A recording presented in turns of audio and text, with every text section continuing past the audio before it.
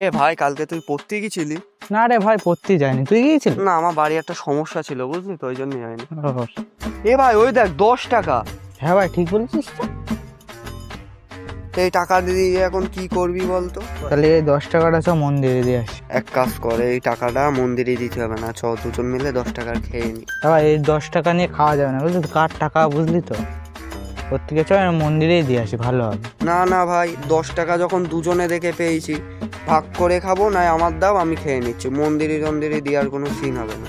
না ভাই, এই 10 টাকা মন্দিরে দিয়ে আসি, ওর থেকে পুণ্য লাভ হবে। কারোর টাকা মেরে খাওয়া ভালো না। তাহলে চ ভাই, তাহলে দিয়ে আসি। হুম উন্নীত হবে না? হুম।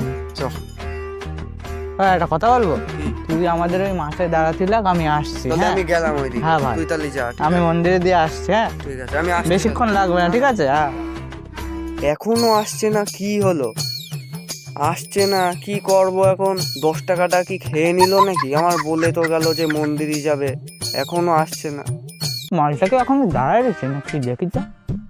ভাই, কতক্ষণ লাগে তোর আসতেই? আমি দাঁড়ায় রয়েছি কখন তে? আর ভাই বলিস না, খাবার কিনতে গিয়েছিলাম। এ ভাই, তুই টাকা পেলি কোথায়?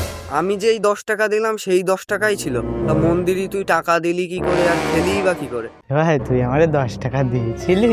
তুমি ওই মন্দিরের টাকা দেওয়ার নাম করে তুমি ওই বিস্কুট খেয়েছো? দাঁড়াও, তোমার দেখাচ্ছি, দাঁড়াও।